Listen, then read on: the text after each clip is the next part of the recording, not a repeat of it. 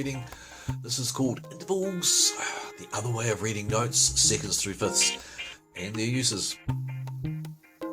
Okay, now, the reason I've called it the other way to read notes is because we tend to think that we should read notes, A, C, E, G sharp.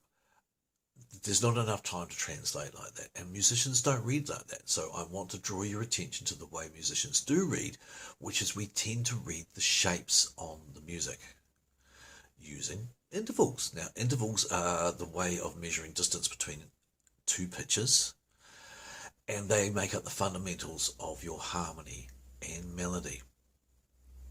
As I said, we don't have enough time to translate the whole page, but we can read the shape. So this is what musicians do. We also learn to sing them and learn the sounds. If we learn to sing and learn the sounds, then to transcribe, which means to figure out other people's tunes by ear, is much, much easier because you learn to recognize the intervals and you can find them quicker. Also, in our soloing, if we know what certain intervals give us, then we can produce certain sounds. Okay, over to the piano. Okay, here we are at the piano. Yeah. Going to talk about intervals. What are intervals? Okay, they're not a break time. It's not time to get a snack. It is the distance between two notes.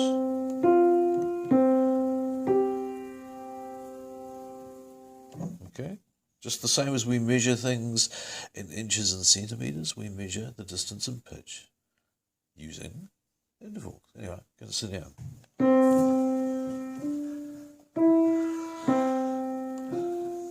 Now, we have already discussed how when you go up the music, up the stave or up the staff, as you will, you go up the piano and up in pitch, right? And as you go down, you are also going down the stave, down the piano, and down in pitch. You can hear it gets low. It's really nice and grunty down there. But anyway,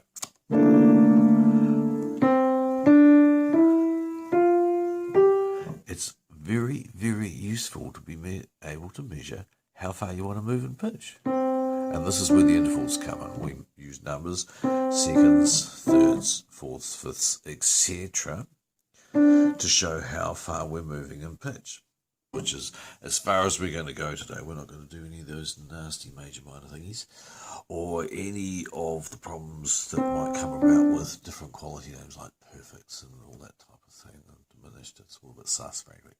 So we will move on to those later. I just want you to see how useful it is to measure the distance between notes and use that in your reading. Now, I know we've already learned about the rhymes to help us find all the letter names as we go. F, A, C, E, E, G, B, D. That's great. You've probably already figured out that you just can't do that for every note. It's not going to happen, It's impossible.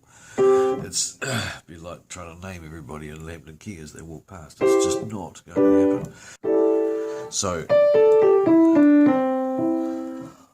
what we do is we measure the distances.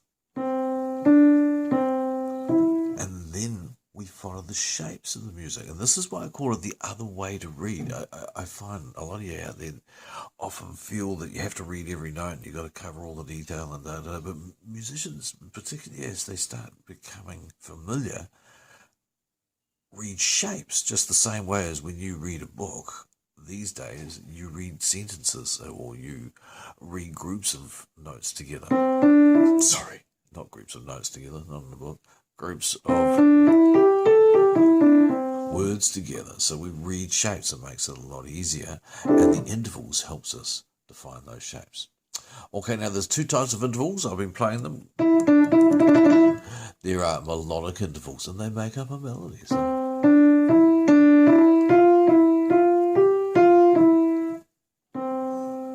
melodies.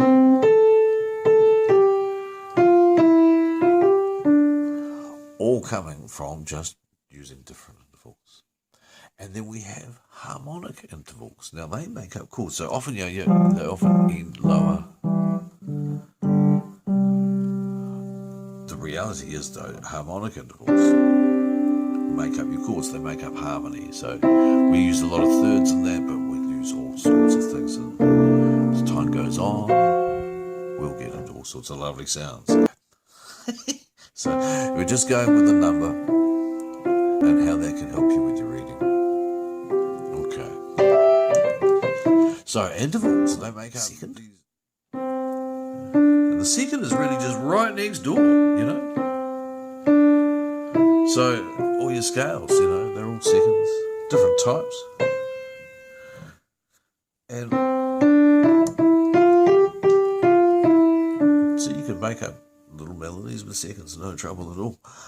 Oh yeah, now of course when they play together, they actually really make the harmony more interesting, I feel. Seconds, they create your nice cluster voice things, but you can hear some of them will sound quite harsh when played right next door to each other. Have a listen.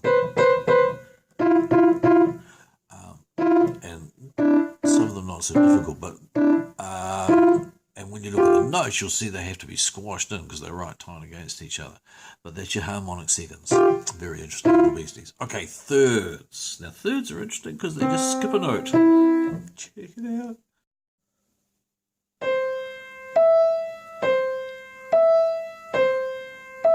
Just skip a note. Or right next door. Here's your seconds, right next door. And here's the skip a note. See that in that beautiful way? Skip a note. Yeah? As opposed to next door, which was for your second. Skip a note. There's your third, because it's skipping a line or it's skipping a space. So you skip a line note or a space note. Doesn't matter. You just skip a note. And they are quite easy to read for that one. Now if you see you've got a whole bunch for seconds and thirds, you know, the trick is to go in the right direction and get the right skip or step. And you're starting to get a lot of your music now. Anyway, okay, sorry, we digress. So, and as chords, well, they make up your chords. Here's, okay, there's a second there, but then there's a major 7 chord. Here's another whole bunch of thirds. Okay, thirds. They make up a lot of our arpeggios, well.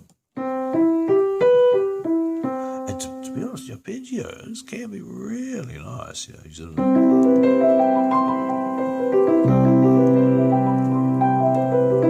Is this, yeah?